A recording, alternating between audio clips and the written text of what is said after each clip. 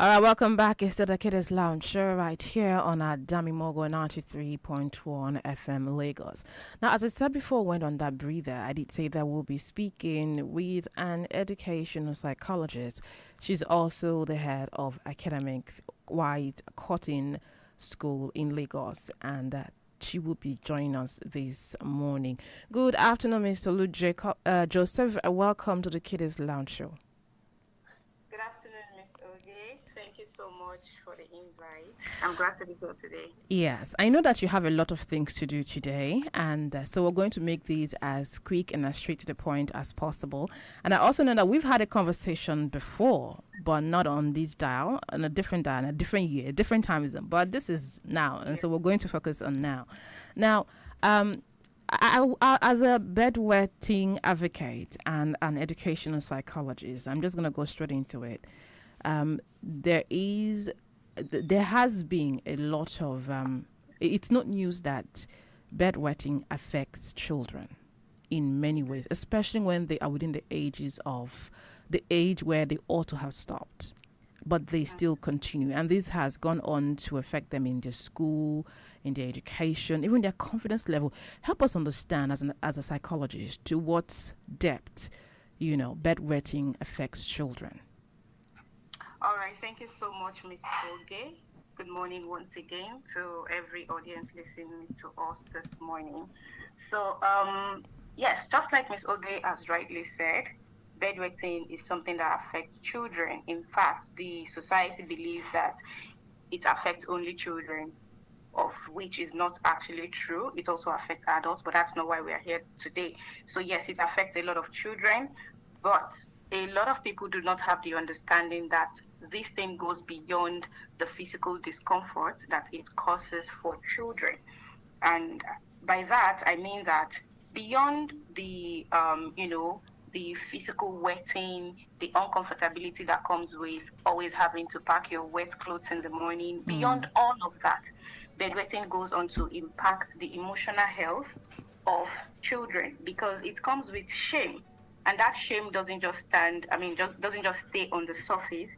It goes to affect the confidence, the self-esteem of children. It gives them anxiety. When a child wakes up every day with the fear of being found out, with the fear of everybody getting to know that they actually have the bedwetting condition. That thing sits at the bottom of their heart every now and then. So they are in the classroom and then their mind is clogged with the fact that, I am bedwetting. I don't know if somebody has told another person. I don't know if those people already know that I have the bedwetting condition. They are just worried. Worry is sitting right in their heart, and that affects their concentration greatly. It affects their concentration greatly. Of course, that is also attention. And once attention is not appropriate in the classroom during lesson, trust me, that child will not gain anything. Comprehension has a lot to do with attention. So every child who has the bedwetting condition deals with worry, anxiety, fear. That anxiety of, people will know, the embarrassment, that reduced concentration greatly. And the brain is something that, there's something we call cognitive resources in educational psychology. Cognitive resource is the amount of mental space that you have to take in information. And trust me, when a child mind and brain is already disturbed, and clogged with worries from the fact that they have the bedwetting condition, they won't have that mental space that is enough for them to absorb information that is coming from different lessons in the classroom. So the truth we are trying to establish this morning is the fact that every child who has the bedwetting condition, one way or the other, has a challenge concentrating in the classroom. It is the fact. It is the fact they have a challenge concentrating in the classroom, giving all their attention in the classroom, and that goes on to affect their performance in their academics. So it is counterproductive when parents are, beating their child. Oh, you're not doing well in school. At the same time, the child is bedwetting, not knowing that in itself is what's mostly exactly. And that will make me touch on the fact that parents are not even doing any good by beating their children. Every child who has a bedwetting condition, I can tell you for free, is not doing it intentionally. I tell people that no child, no individual is happy bedwetting. Take it or leave it. No individual is happy bedwetting. It is not because nobody loves to be embarrassed. Nobody loves to be shamed. That is the truth. It is just something beyond their own capacity as well. They wish that they wake up dry every day. It is beyond them. So beating children who have the bedwetting condition is a wrong option, because that is not even going to fix the problem. Remember, bedwetting is a bladder related problem. The child is bedwetting because there are complications in the bladder. So you beating the child is not going to, the cane will not go right into the bladder to fix what is going on. You're just maltreating that child. So beating them, shaming them, or even comparing them with their siblings, that, oh, you can't you see your sister, can't you see your brother that is even not as old as you, is not bedwetting. That is even wrong. Comparing that child will bring them down totally. It will affect their confidence. It will affect their self-esteem. So parents need to learn how to handle this. They need to understand that beating needs to be taken away. Shaming them needs to be taken away. One of the best gifts you can give your child who has a bedwetting condition is embracing them. Helping them understand that this is a passing situation. Helping them understand that it's something that has a beginning and it will definitely have an end. Some parents swear that the reason their child continues to bedwet despite exceeding the age when they ought to have stopped is lack of discipline, and the same discipline that they swear that their parents instilled the same discipline they stopped, and they swear that it's it, and that is a strategy they have implemented all through the years, through generations, and that seemed to have worked for them. What explanation would you give to that concept, to many people who have that belief? Thank you so much, Miss Oge. I will attest to the fact that what you said is true. Like, I have heard it several times from parents who come to me, to share their situation, their experience with their children with me. And not even that, not that they just say that alone. There is another thing they say. Some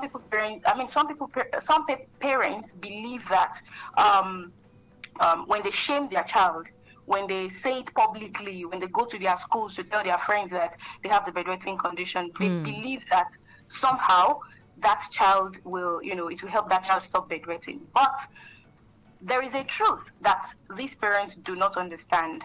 That beating, that shaming is not what is fixing. If it has happened, it only means that the healing coincided with the beating, with the shaming.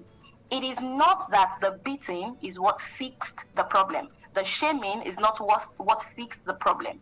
And this is another thing.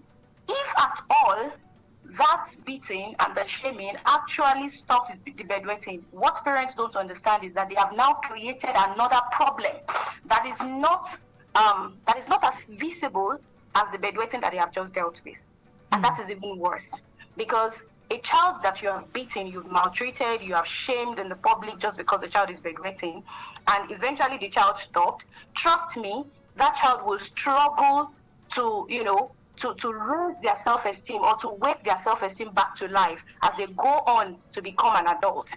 And that will not now affect them in every other area of their life. So that is why beating and shaming is not the way to go. Because if at all that now helps you to, and that only happens, very rarely.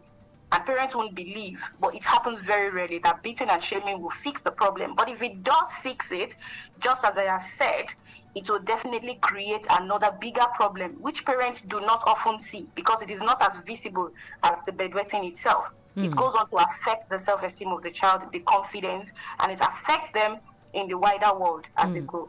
As you have mentioned before, no child wants to, a child that has exceeded. I mean, there's a different conversation about adults who also bedwet. That's perhaps we may deal with that on another show at a different time. But for children who have exceeded the age when they also have stopped bedwetting and still continue to bedwet, it's not something they are quite embarrassed about. From your experiences and your relationship and the interactions you've had with people who have overcome this condition, what would you say is the best way or the processes in which parents and children who are seeking for ways to overcome this condition can apply? All right, thank you so much, Ms. Oge. So the thing is, the concept of enuresis is the medical word for the bedwetting condition.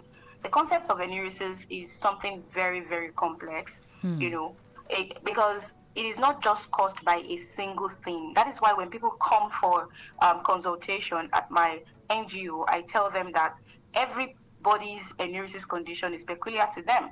We need to find out where exactly is the person coming from, what is the history. That helps us to understand or pinpoint what exactly is the cause of the bedwetting in that particular person, because there's various causes, and the cause in a particular individual will help us to know what exactly to apply, what exactly to advise the individual. What are the common apologies for interrupting, what are the common causes you've encountered in your practice? The common cause of enuresis that people do not often see is a miscommunication between the bladder and the brain.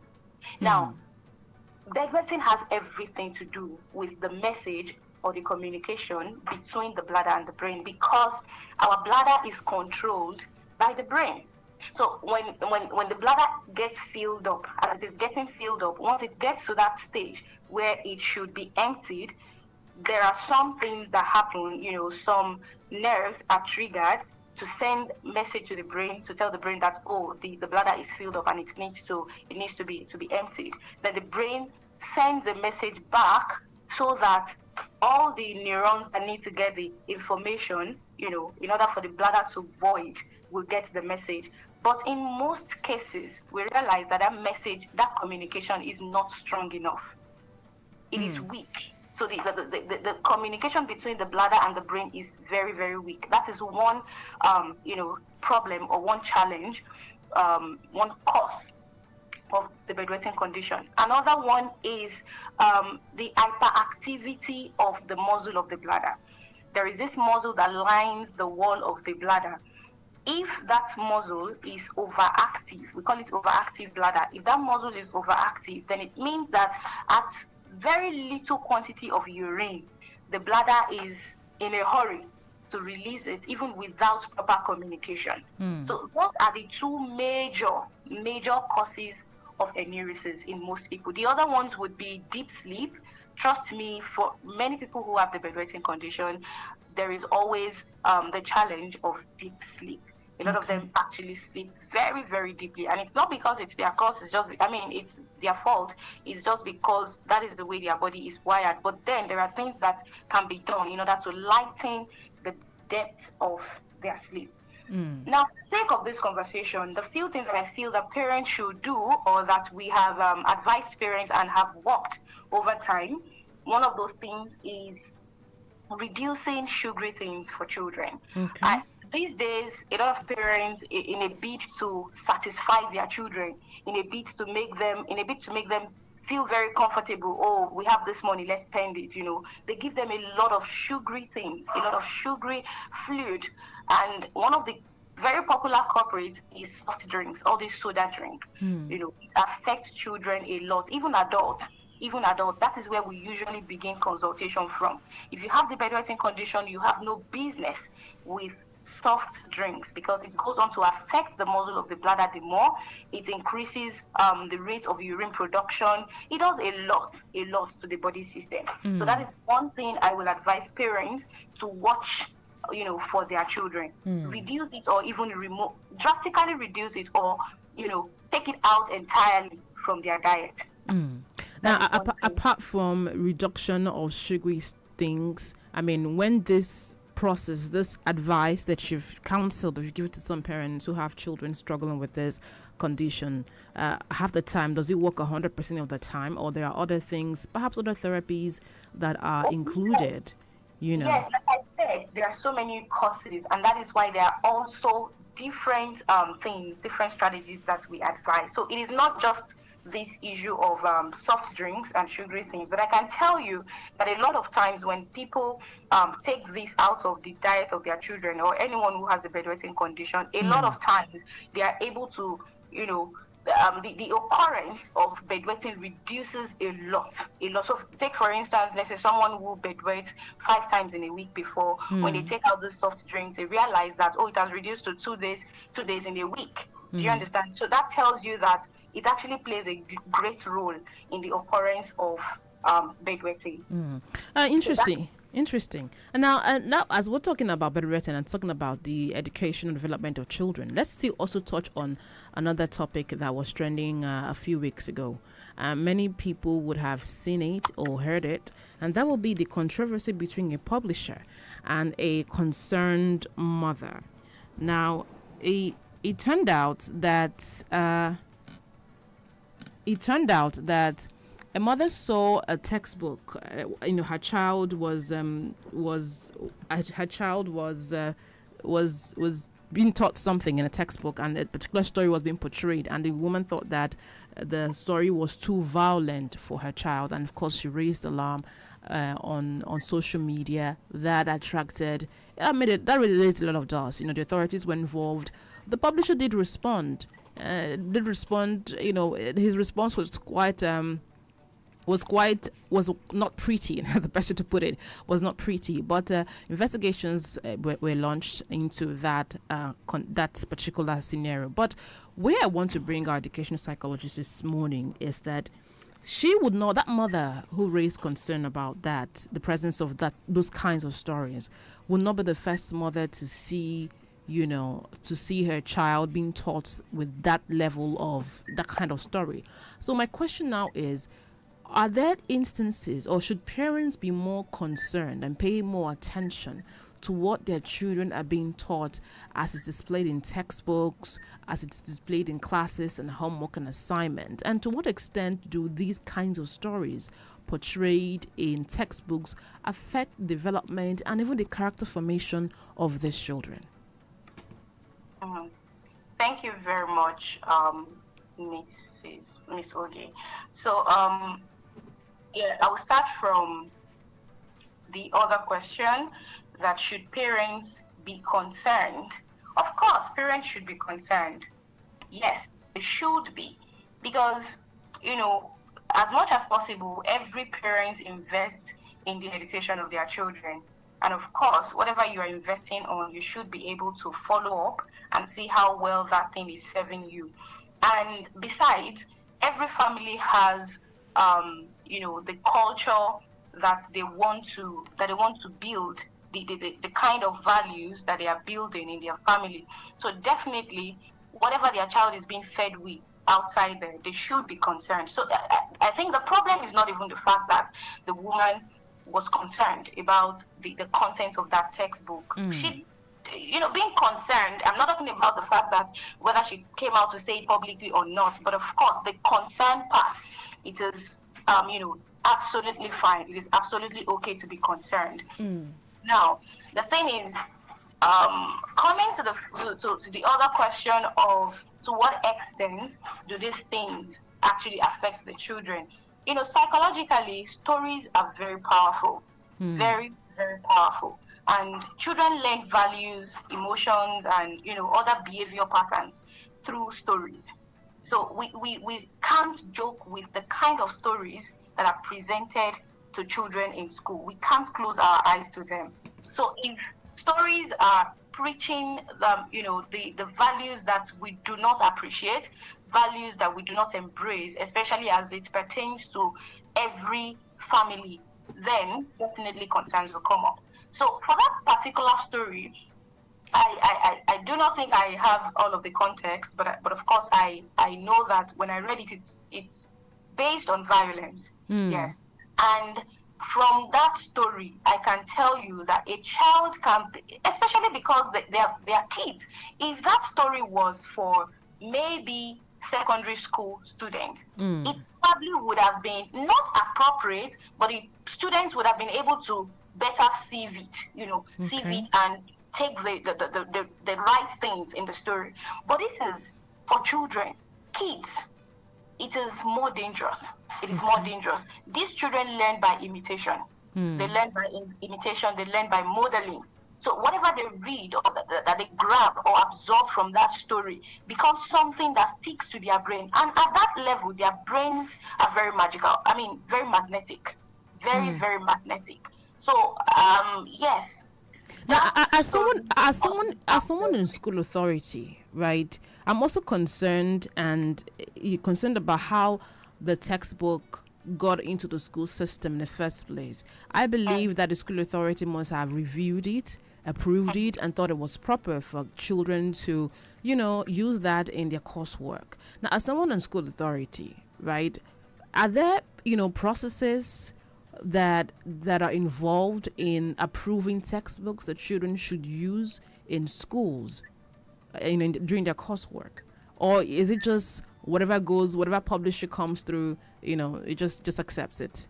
No, that is not the way it is at all. Every school should have a regulating body. Every school should have a functioning academic department where all learning materials are well screened, vetted and properly criticized before they are being adopted into the school system. We do not just take adopt learning materials blindly without having gone through them to see if the content are actually appropriate for the children. And that is why I was talking about, the other time when I was saying if that story was actually given to secondary school students, it may have been appropriate. And that is where age appropriateness comes in. There are some stories that are not age appropriate for certain levels. So to answer your question, I do not want to talk about the school where that book came from, but The truth is every school should have a body, a department that regulates all learning materials before they are presented to their learners. All right, if you're just joining us, we've been speaking with an educational psychologist, and she's talked about bedwetting and how to overcome that, and some of the reasons and causes why that might exist, especially in children who are supposed to stop bedwetting. And she's also talked about how that parents should also pay attention to what their children are learning. But this is, and of course, if just tune in and join us, I'm talking about Olu Joseph. Now, there is this also. You talked about parents paying attention and being intentional, and of course raising the alarm when necessary. But there is, I don't know how to put this, but there is a concept. The world is evolving. Things are changing. New ideas are coming up. Ideologies are being presented. And sometimes these ideologies want to be, want to be taught to children, presented to children from the cradle. Now, there are certain individuals who do not buy these ideologies, especially as it relates to religion and morality. And they do not want to align themselves with that. And sometimes these ideas are presented in books and textbooks, although may not be violent per se, but there may be a change in the way children may begin to see people or see relationships and see certain things. In this kind of situations, we've seen instances where these kinds of scenarios are presented in textbooks. In this kind of scenarios, are the parents within their right to raise alarm and to what way can they remove themselves or remove their children from being inculcated or being taught these ideologies? Thank you, Ms. Oge. So, as you were talking, one of the things that came to my mind, and which I'm going to share, is the fact that there is a school for everyone. There is a school for everyone. I think that thought dropped because while you were talking, you also mentioned religion, So I feel that if there are schools now that are customized, and when you're coming in, they let you know that these are the things that we believe here, these are our beliefs, these are the things, our principles, our ideologies and all of that. even though parents will not be able to fully understand that at the entry point. But of course, I'm sure that as time goes on, they get to see they get to see better what the ideologies of the school entail. So I would say that parents should just learn to understand the ideologies of the school that they are putting their children in. If the ideologies do not sit well with them, I think that it is best for parents to take their children to where, to a place where the ideologies fit their values and their culture. What about in case of government interference and policies being made?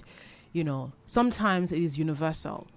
You do not have, irrespective of the customization of the school, it is coming straight from the government. And this may not, as a parent, you know the kind of child you want to raise in the society. You know the values that are particular to you, and you know what the kind of life you want for your child. But these policies are presented not by the school authorities, but by the government, which you are subjected to. Can the parents also, what way can they, not align themselves or subject their children to these policies that mandate certain, concepts to be taught in schools?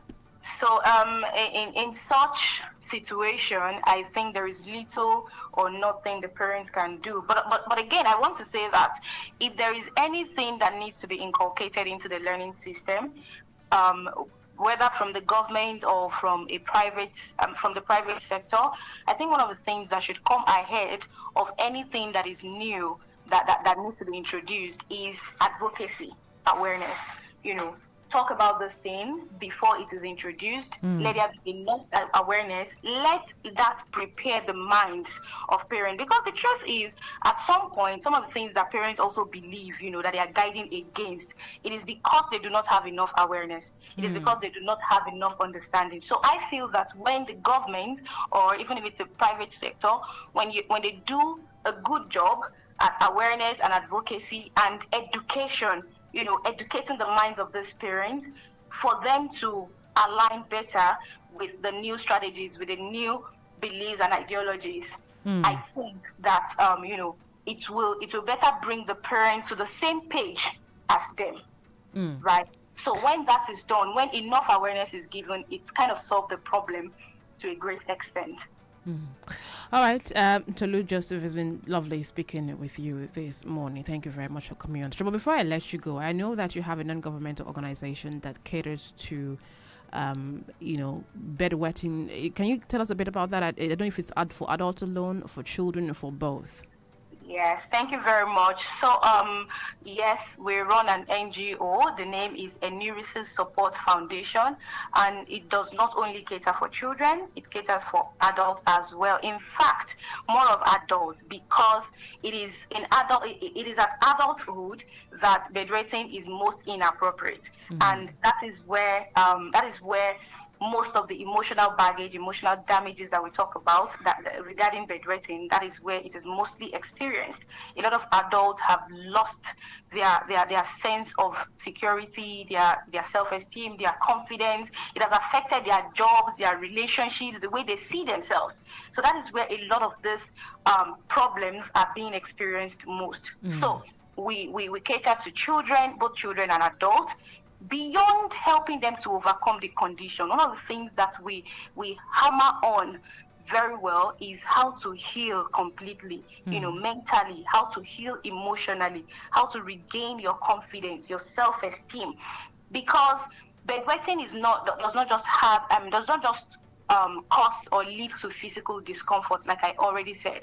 It damages the emotional health of the individual. So that is what we do. We offer emotional support and tips on how to overcome the bedwetting condition to everyone, both adults and children. All right, it's been lovely speaking with you. Perhaps on another show and at another time, we may, dive in detail for, tips and ways to help adults who are still bedwetting overcome this challenge. Thank you very much, Tolu, for coming on the show. I'll gladly do that. Thank you very much, Ms. Oge. Thanks for the invite. It's been lovely speaking with you. All right. Now, if you're just joining us, we were just speaking with an educational psychologist. She's also the head of academics, White Cotton School, Lagos, Tolu Joseph. She's also a bedwetting advocate. And now we're going to go on a quick breather. When we'll come back on the Kiddies Lounge Show, we will be telling our drama, our story for the day. Just stay with us.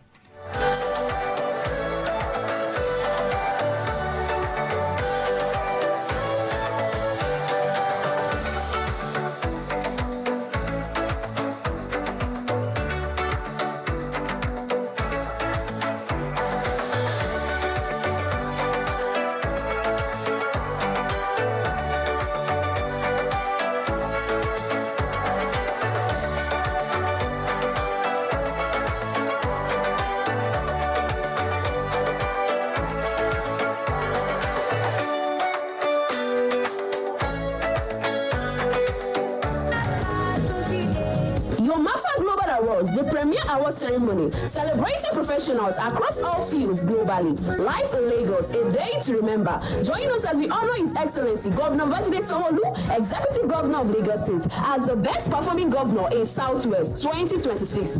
Categories open for voting: Best Celebrity Journalist 2026, Best Fuji Artist 2026, Best Juju Artist in the World 2026, Best Actor 2026, Best Actress 2026, Best Nigerian International Artist 2026, Best Afrobeat Artist 2026, and many more. Vote now at www.yomafaglobal.com. Event details: date 3rd of October 2026, time 12 p.m. Venue: Martinez Hotel and All, Otumba Jemifela Way, Alausa, Ikeja. Yomafa Global Awards at 1918. Host: Are Dr. Tomari Williams, Are Onikoyi of Yorubaland. Chief host is Excellency Governor Babajide Sanwo-Olu. Chairman of the day, High Chief Muraino Olashile Alexandra Agbakin Basharin of Yorubaland. Father of the day, Chief Dr. Taiwo Afolabi. Father of the day, Chief Odutola Adetola Odunuga Otumba Turushe of Iwaya and Yaba Environs. Sponsor: Sifas Group, T-Williams Construction, Alexandra Properties. Official media sponsor: Adamimogo FM. For sponsorship, call 08034818499 or 08055888171. Yomafa Global Awards at 1918, the only award ceremony that celebrates professionals in all fields globally. Kids, this is Auntie Ogboi. Are you ready for Kiddies Lounge Show? Yay! Come on in, the fun is waiting. New adventures we're creating. So let's go, it's time to start the show. Kiddies Lounge Show.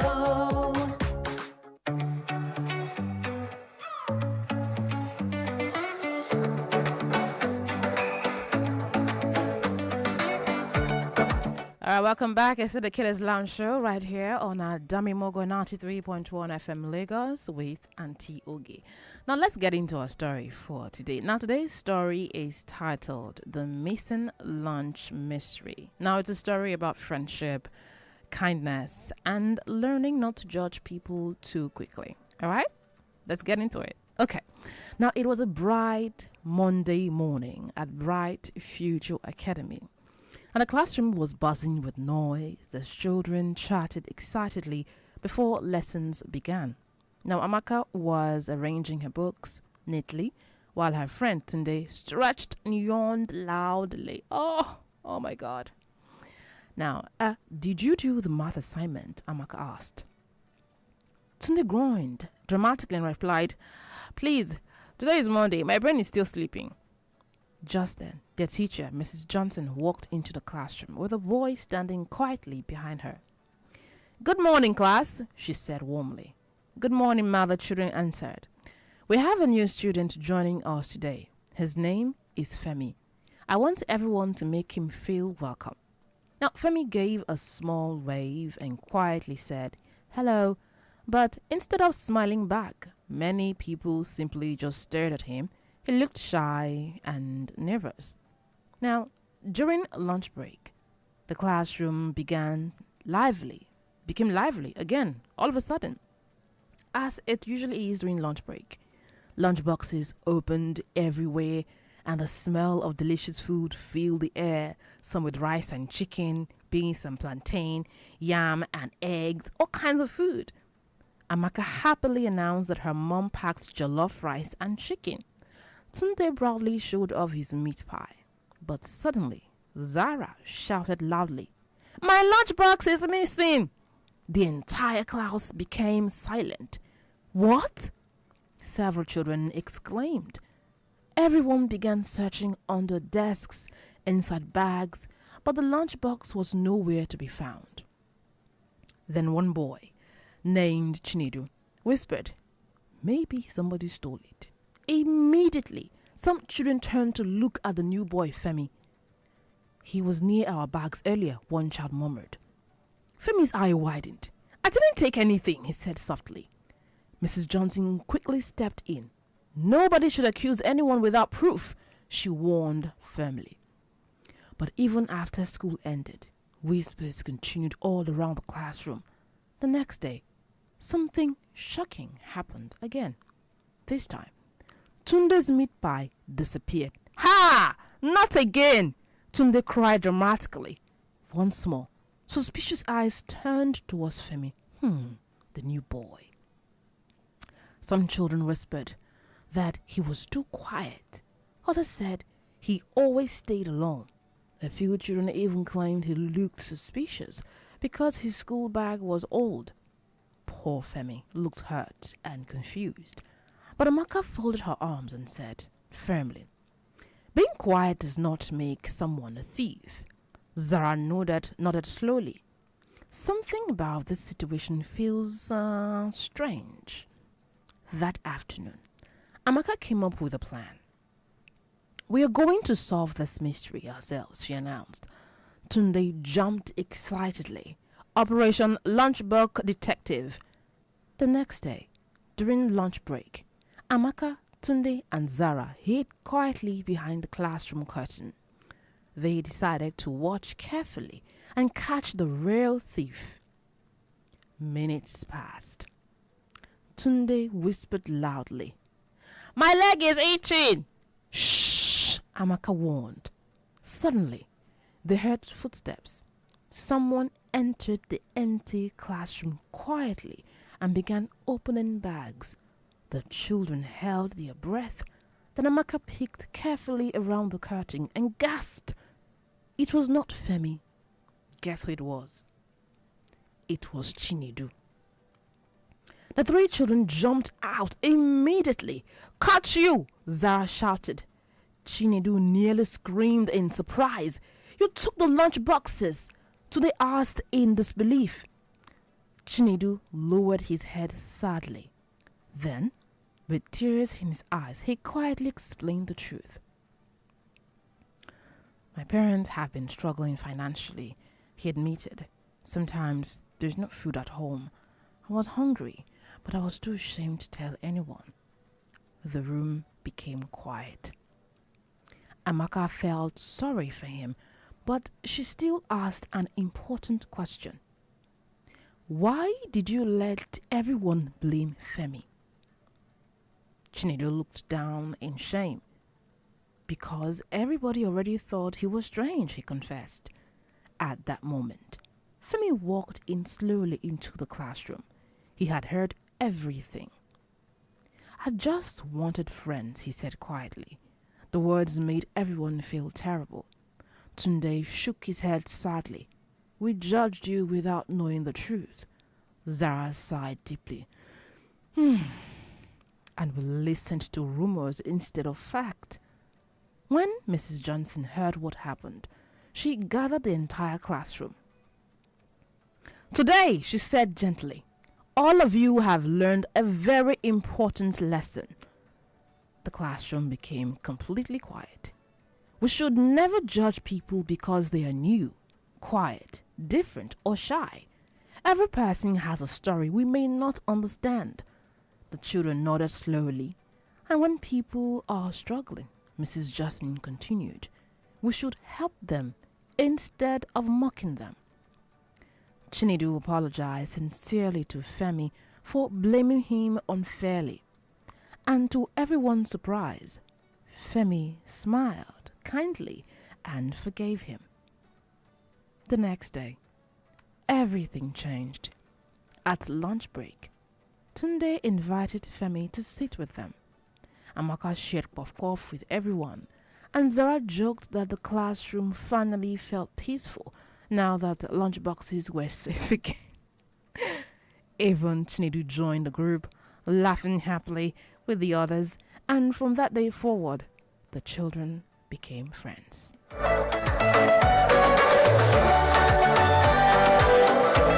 And that's the end of today's story. What did you learn from today's story? Well, number one lesson to learn is never judge people too quickly because you may be mistaken.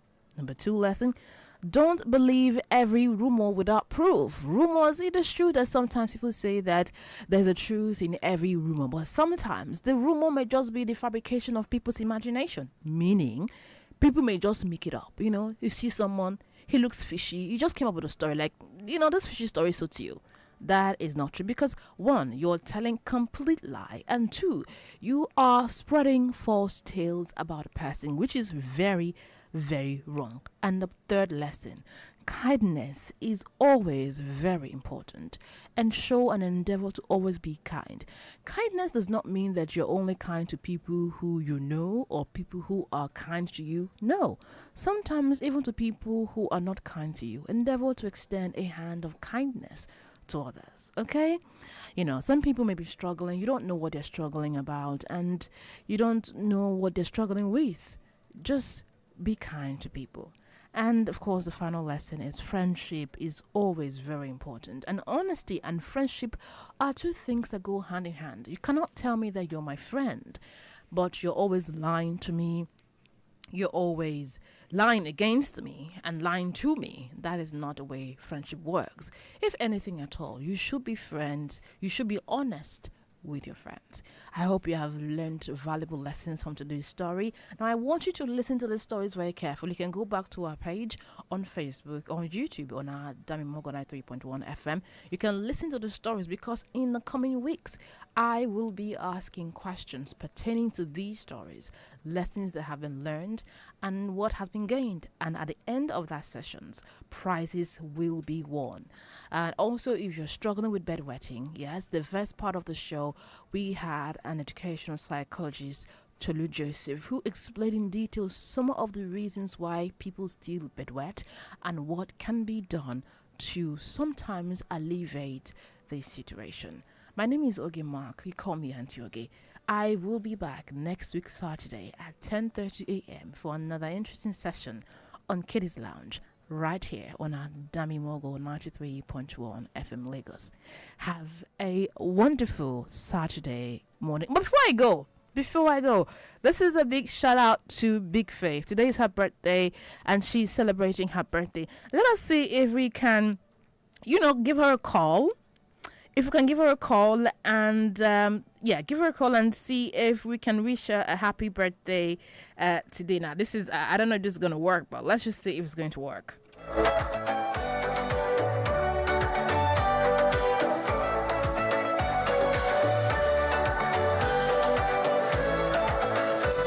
Hello, Big Faith. Happy birthday. You're live on radio. Happy birthday to you, girl. Thank you. How are you today? I'm fine. Okay, so yes, I'm fine. You're live on radio. Happy birthday, love. And so we all of us here on Kiddies Lounge are wishing you a happy birthday. We're wishing you long life, prosperity, blessings, good health, everything that your heart desires. You will get is this new season. Happy birthday, Big Fave. Thank you. All right. Now have a wonderful Saturday morning. Yeah, you too. And now this is what I say. Have a wonderful Saturday morning to you too.